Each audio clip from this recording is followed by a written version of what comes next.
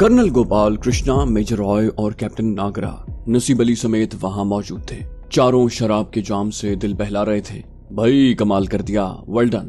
Colonel Gopal Krishna, जिसे जनाजे के जुलूस की पल पल की खबरें मिल रही थीं, खुशी से फूले नहीं समा रहा था। जब उन्हें ये खबर मिली कि जनाजे के जुलूस के शुरका ने अल अमर के मकामी कमांडर खालिद के घर को तबाह कर दिया है, तो वो अपनी जगह खुशी से उछल पड़ा। कैप्टन नागरा ने नसीब के जाम में विस्की उंडेलते हुए कहा, ये तो कुछ भी नहीं है सर, आगे आगे देखिए। क्यों नसीब साहब? नसीब अली ने बेगैरतों की तरह दांत निकाले।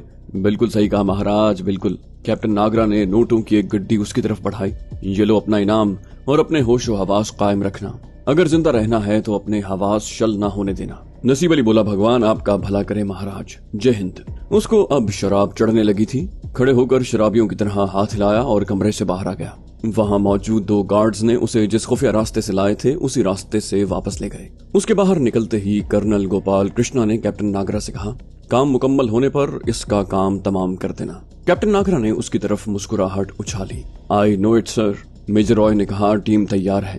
कितने बजे जाना है? कैप्टन नागरा ने कहा, 1 घंटे के बाद, और इस मर्तबा नई टीम होनी चाहिए। कैप्टन गोपाल कृष्णा ने उसको अजीब सी नजरों से देखकर कहा, ऐसा ही होगा, मुतमईन रहो। कैप्टन नागरा बोला, मैं जानता हूं सर कि हमारी साबिका ऑपरेशनों में नाकामी का एक सबब यह भी है कि हम उसका फॉलो अप नहीं करते। मेरा उसूल यही है सर कि मकामी सोर्स को इस्तेमाल करो और जाया कर दो। इन लोगों का कुछ पता नहीं चलता कि कब इनकी नाम नेहाद गैरत ईमानी जाग उठे और ये आतंकवादियों से जा मिले। यूं भी राज तभी राज रहता है सर, जब उसे हमेशा हमेशा के लिए दिल में या फिर जमीन में दफन कर दिया जाए। कैप्टन नागरा की बात ने मेजर रॉय को चौंका दिया। उसने अंदाजा लगा लिया कि अगर इस लौंडे के पर न काटे गए तो ये इतना ऊंचा उड़ने लगेगा कि कहीं ऐसा न हो कि उसकी छुट्टी हो जाए। 1 घंटे तक वो इधर उधर की बातें करते रहे, जिसके बाद कैप्टन नागरा रॉ के 4 ब्लैक कैट्स के साथ, जो एक प्राइवेट कार में उसके मुंतजिर थे, अगले मिशन पर रवाना हो गया।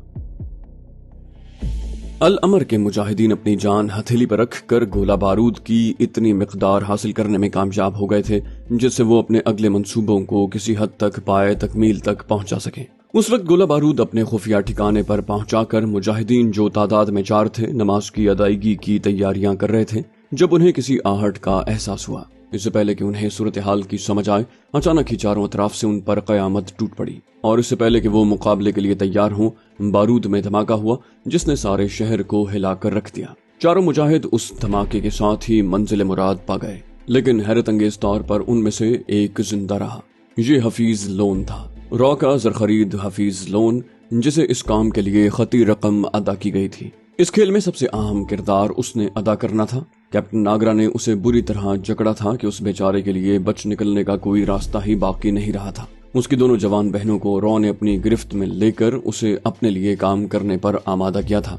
हफीज लोन ने ईमान की कमजोरी का मुजाहरा किया और दुश्मन की चाल में फंस गया। उसने कैप्टन नागरा को असलहे की उस खेप की आमद की इत्तला दी थी। उसी की मदद से कैप्टन नागरा ने ये कारनामा सर अंजाम दिया था। अब उसे अपना अगला काम करना था। हफीज लोन ने इस यकीन दहानी के बाद कि उसके बाकी तीनों साथी शहीद हो चुके हैं, टॉर्च से मखसूस इशारा किया और दूसरे ही लम्हे नजदीकी झाड़ियों में छुपा कैप्टन नागरा उसके सामने मौजूद था। शाबाश हफीज, मैं तुम्हें इतना इनाम दिलाऊंगा कि भारत के किसी भी शहर में तुम अपनी दोनों बहनों और माँ के साथ आबरूमंद जिंदगी बसर कर सकोगे। अपने आसाब को संभालो, हवास कायम रखना। खबरदार, अगर तुम्हारे किसी भी अमल से उन्हें शक हो गया तो वो तुम्हारी तिक्का बोटी कर डालेंगे। हिज्ब के हमले की खबर अपने मरकज को पहुंचा दो। उन्हें बता देना कि हिज्ब के लोगों ने तुम्हें जानबूझकर सिर्फ इसलिए जिंदा छोड़ा है कि तुम अपने ग्रुप के लोगों तक ये खबर पहुंचा सको कि हिज्ब वालों ने कमांडर गनाई की मौत का बदला ले लिया है। बस 3-4 रोज के बाद तुम्हें मेरा पैगाम मिल जाएगा। भारत के जिस शहर में तुम चाहोगे, हम तुम्हारे लिए तमाम बंदोबस्त कर देंगे। कैप्टन नागरा ने यह कहकर उसकी पीठ थपथपाई और अंधेरे की चादर में गायब हो गया। कमांडर मुख्तार की इमामत में मुजाहिदीन नमाज फजर की अदायगी की तैयारी कर रहे थे।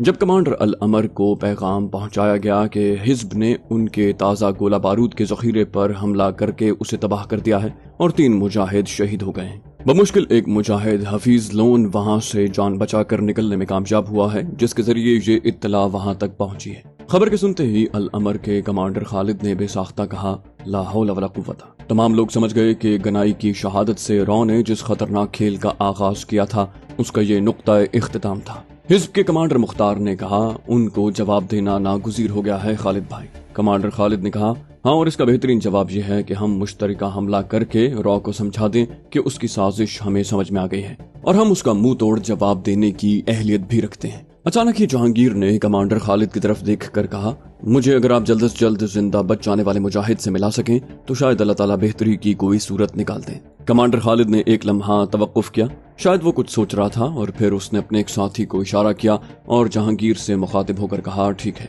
मैं आपका मतलब समझ गया हूँ। मेरे ख्याल में ये जगह मुनासिब नहीं, हमें किसी और जगह का इंतखाब करना होगा। कमांडर मुख्तार ने भी उसकी हाँ में हाँ मिलाई, बोला यही मुनासिब है। नमाज उन्होंने कमांडर मुख्तार की इक्तिदा में अदा की। फिर सबके हाथ उन बेगुनाह मुजाहिदीन के दर्जात की बुलंदियों के लिए उठ गए जो अपनों की रेशा दवानियों का शिकार होकर मुकर्रब हो गए थे। वो सारी रात जागते आए थे, लेकिन क्या मजाल जो किसी मुजाहिद की आंखों में नींद का शायबा तक दिखाई दिया हो। अल अमर के 2 मुजाहिदों की रहनुमाई में जहांगीर उसी हाइड आउट की तरफ जा रहा था जहां हफीज लोन मौजूद था। कमांडर मुख्तार और कमांडर खालिद भी अलग अलग रास्तों से यहाँ तक पहुंचे थे। थोड़ी देर बाद हफीज लोन उन तीनों के सामने मौजूद था। जहांगीर ने उसे कुरेद कर दर्जनों सवाल किए थे और वाकयात की जुजियात का कोई पहलू भी तिश्ना नहीं रहने दिया था। करीबन 15-20 मिनट बाद ही हफीज लोन ही नहीं, कमांडर खालिद और कमांडर मुख्तार भी महसूस करने लगे थे कि हफीज लोन फंस गया है। अब वो भी तफ्तीश के अंदाज में उससे सवालात कर रहे थे। अचानक ही हफीज लोन की आवाज भर्रा गई। शायद उसका मुर्दा ज़मीर जाग उठा था। उसने सिसकियां लेकर रोना शुरू कर दिया। थोड़ी ही देर के बाद उसने अपनी बहनों की गिरफ्तारी से रॉ के हाथों ब्लैकमेल होने तक की सारी कहानी उन्हें सुना दी। कैप्टन नागरा ने उसे जिस तरह खेल में कठपुतली बनाया था, उसकी तफसीलात से भी उसने उन्हें आगाह किया। कैप्टन नागरा ने उसे अपना नाम कैप्टन खान बताया था और खुद को मुसलमान फौजी अफसर जाहिर किया था और उसकी बहनों के जरिए उसे ब्लैकमेल किया था। वो बोला, कैप्टन खान ने वादा किया था कि अगर मैं ये काम कर दूं तो मेरी बहनों की इज्जत महफूज रहेगी।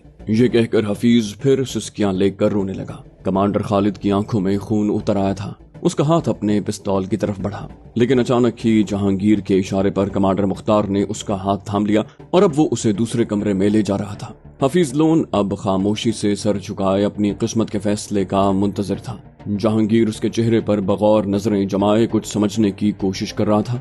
जल्द ही उसे इत्मीनान हो गया कि हफीज अदाकारी नहीं कर रहा, बल्कि उसे अपने गुनाहों की शिद्दत का एहसास हो गया है। जहांगीर बोला, देखो हफीज, तुम जो कुछ कर चुके हो, मुजाहिदीन का जितना नुकसान हो चुका है उसका इजाला तो किसी सूरत मुमकिन नहीं, लेकिन एक तरीका ऐसा जरूर है जिससे तुम कम से कम अपने उन गुनाहों का कफारा किसी हद तक अदा कर सकते हो। हफीज ने नजरें झुकाते हुए जवाब दिया, अगर मेरी जान लेकर भी मेरे गुनाहों का कफारा अदा हो सकता है तो मैं हाजिर हूँ। जहांगीर ने कहा, मेरे जहन में एक तजवीज है, लेकिन उसके लिए तुम्हारे कमांडर से इजाजत लेना जरूरी है, क्योंकि तुम एक नज्म से वाबस्ता हो और मैं भी।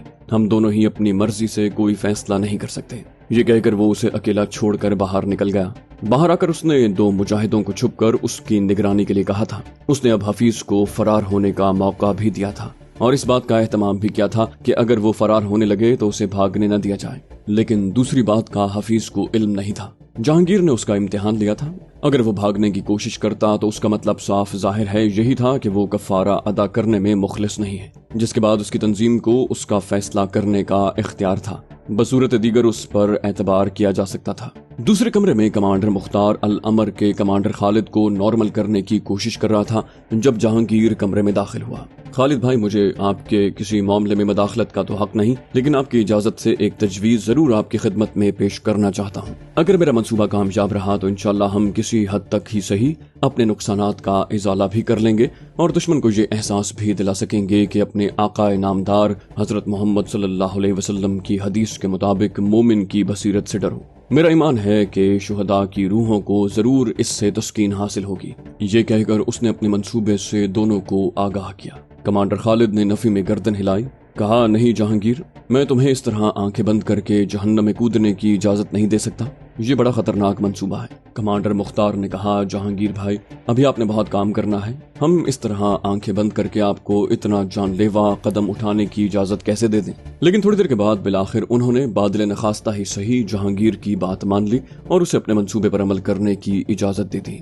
दोनों का शुक्रिया अदा करके वो उसी कमरे में वापस आया जहां हफीज को छोड़कर गया था। हफीज अपनी जगह मौजूद था और बहुत शर्मिंदा दिखाई दे रहा था। उसने बड़ी पुरउम्मीद नजरों से जहांगीर की तरफ देखा, जिसने इस बात में सर हिलाकर उसे कदरे मुतमईन कर दिया।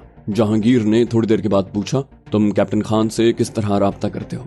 جواب میں حفیظ لون نے اسے رو کے اس سیف ہاؤس کا پتہ سمجھایا جہاں باغبان کمپنی کی آڑ میں کیپٹن ناگرا نے اپنا خفیہ ٹھکانہ قائم کیا ہوا تھا۔ حفیظ نے بتایا کہ وہ اسی باغ کے ایک ملازم کو اپنے آنے کی اطلاع دیتا ہے، جس کے بعد وہ لوگ خود ہی کیپٹن خان کو وہاں بلا لیتے ہیں۔ جہانگیر نے اس کی طرف جھکتے ہوئے اسے آہستہ آواز میں سمجھایا، تم آج ہی جاؤ اور کیپٹن سے ملاقات کے بعد اسے کہنا کہ تم نے جہانگیر تک رسائی حاصل کر لی ہے اور اسے گرفتار کروا سکتے ہو، لیکن یہ شرط عائد کرنا کہ پہلے تمہیں میری گرفتاری پر رکھے انعام کی آدھی رقم دی جائے۔ اس طرح انہیں یقین ہو جائے گا کہ تم جھوٹ نہیں بول رہے۔ اس کی تجویز نے ایک مرتبہ تو حفیظ کو لرزا دیا، کیونکہ حفیظ کو علم تھا کہ جہانگیر ہی اس سے مخاطب ہے۔ حفیظ نے گھبراتے ہوئے کچھ کہنا چاہا، لیکن یہ کیسے ممکن ہے، میں آپ کی زندگی۔ جہانگیر نے اس کی بات کاٹ دی، بولا تم میری زندگی کی فکر نہ کرو، ان بے گناہوں کی زندگیوں کی فکر کرو جو دل میں بہت کچھ کرنے کی حسرت لیے اپنے اللہ کے حضور پہنچ چکے ہیں۔ اگر تم چاہتے ہو کہ اللہ تعالیٰ تمہارے اس گناہ کو معاف کر دیں تو جیسے میں کہوں ویسا ہی کرو۔ حفیظ نے شرمندگی سے سر جھکاتے ہوئے کہا، ٹھیک ہے، جیسا آپ کا حکم، میں آج ہی جاتا ہوں۔ جہانگیر نے کہا، تم جاؤ، لیکن ایک بات ہمیشہ یاد رکھنا، میں نے تمہیں اپنے گناہوں کا کفارہ ادا کرنے کا ایک موقع دیا ہے، لیکن یہ بات کبھی اپنے گمان میں بھی نہ لانا کہ تم مجھے دھوکہ دے سکو گے۔ جو شخص خود کو بطور چارہ درندوں کے سامنے پیش کرنے جا رہا ہے، اس سے متعلق تمہیں بھی کوئی غلط فہمی نہیں رہنی چاہیے، جہانگیر نے کہا، اور حفیظ نے خاموشی سے گردن جھکا لی۔ تھوڑی دیر کے بعد وہ چلا گیا۔ اگلے روز شام کے بعد کیپٹن ناگرا نے اس سے ملاقات کی تھی۔ جب حفیظ کی زبانی اسے علم ہوا کہ وہ مشہور دہشت گرد جہانگیر کو گرفتار کروانے جا رہا ہے تو کیپٹن ناگرا کے لیے خود پر قابو پانا ممکن نہ رہا۔ اس کے دل کی دھڑکنیں بے قابو ہوئی جاتی تھیں اور اسے کپکپاہٹ کا احساس ہو رہا تھا۔ ناگرا نے بے چینی سے پوچھا، تمہیں علم ہے تم کیا کہہ رہے ہو؟ اسے ابھی تک اپنے کانوں پر یقین نہیں آ رہا تھا۔ حفیظ نے پر اعتماد لہجے میں کہا، میں جو کچھ بھی کہہ رہا ہوں پوری ذمہ داری سے کہہ رہا ہوں۔ میری آج ہی اس سے ملاقات ہوئی ہے اور ہم دونوں گہرے دوست بن گئے ہیں۔ اگر آپ نے یہ موقع ہاتھ سے گنوا دیا تو دوبارہ کبھی موقع نہیں ملے گا، کیونکہ 2 روز کے بعد وہ بانڈی پورا سے کسی اور طرف نکل جائے گا۔ کیپٹن ناگرا نے بے چینی سے دریافت کیا، ٹھیک ہے، لیکن کس طرح گرفتار کرواؤ گے؟ حفیظ نے کہا، اسی جگہ بڑے اطمینان سے، کل دوپہر کو یہیں اسے نہتہ کر کے لے آؤں گا۔ میں نے اسے بتایا ہے کہ یہاں میرے عزیزوں کا ایک بڑا اچھا باغ ہے جو بڑی اچھی پناہ گاہ بن سکتا ہے۔ ناگرا نے خوشی سے بے قابو ہوتے ہوئے کہا، ونڈرفل، میں تمہیں منہ مانگا انعام دوں گا، تمہاری قسمت بدل جائے گی، تمہارے دن پھر جائیں گے، ساری زندگی عیش کرو گے۔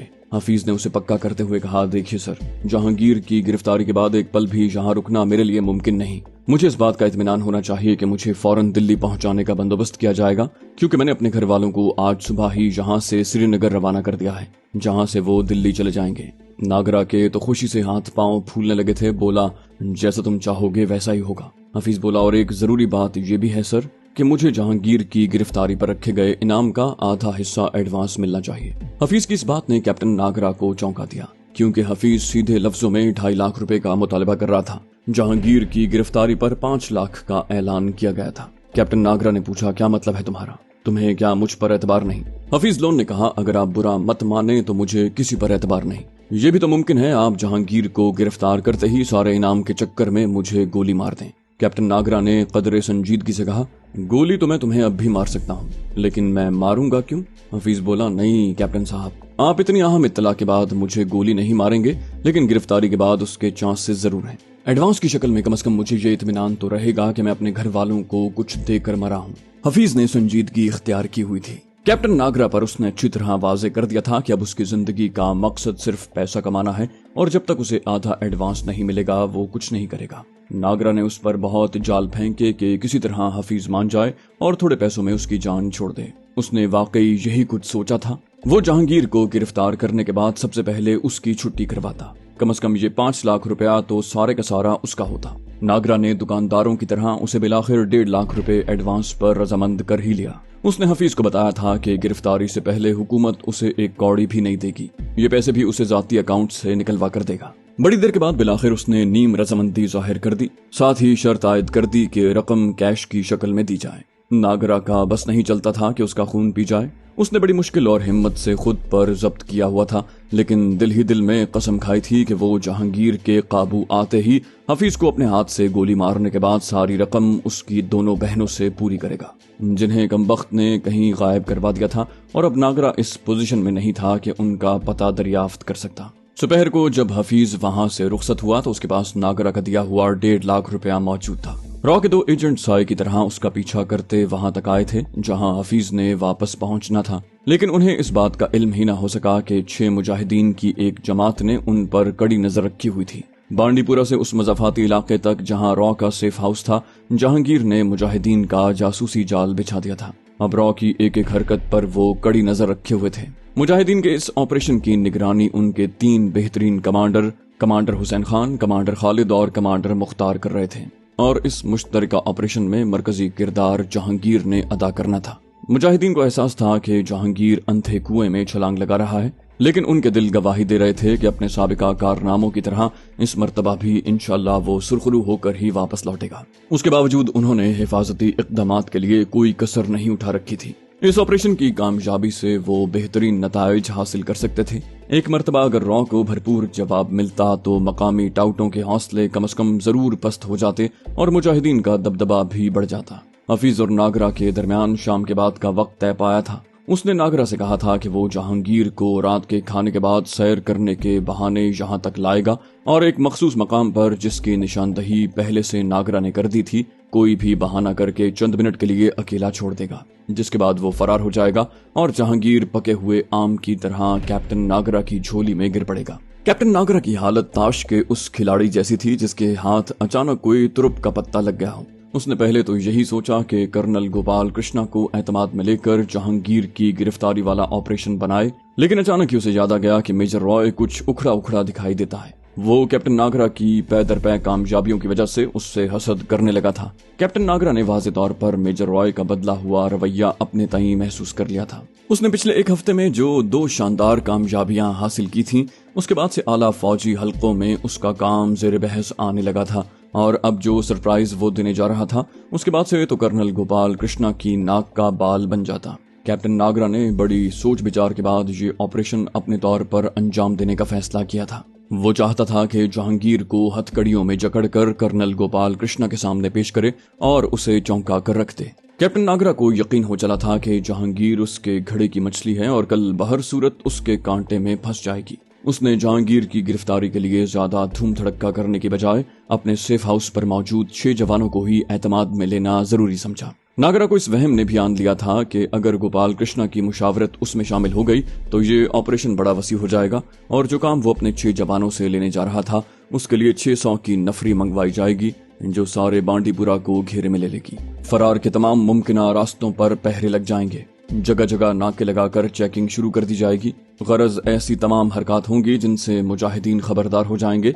जिसके बाद दुनिया की कोई ताकत कम से कम जहांगीर को गिरफ्तार नहीं करवा सकती थी, क्योंकि बांडीपुरा की हर गली और मकान उसका मस्कन और पनाहगाह बन जाती। यह भी मुमकिन था कि मेजर रॉय, जो पहले ही हसद की आग में जल रहा था, इस इत्तला को हजम ही न कर सके, और वो महज इस वजह से कि कहीं कल का लौंडा कैप्टन रमेश नागरा उससे आगे न निकल जाए, उसका सारा प्लान ही खाक में मिला दे। इंटेलिजेंस के खेल में सबसे कामयाब हथियार बेएतमादी ही तो था। उन्हें यही तो बताया जाता था कि हर किसी को शक की निगाह से देखो, किसी पर उस वक्त तक एतमाद न करो जब तक कि वो खुद को उसका अहल साबित न कर दे, और जब एतमाद भी करो तो एक हद तक मोहतात रहकर। और वो इसी उसूल पर अमल पैरा होने जा रहा था। उसने अपने मौजूदा साथियों की मदद से ये मार्का सर करके अपने अफसर आला को सरप्राइज देने का प्रोग्राम बना रखा था। कैप्टन नागरा अभी तक इस खुशफहमी का शिकार था कि उसके दोनों साबिका ऑपरेशन कामयाब हो चुके हैं। हफीज लोन ने आज रात को शिकार उसके जाल तक पहुंचाना था, जिसके बाद उसने अपने साथियों को मखसूस सिग्नल देकर फौरन हफीज लोन से छुटकारा हासिल करना था।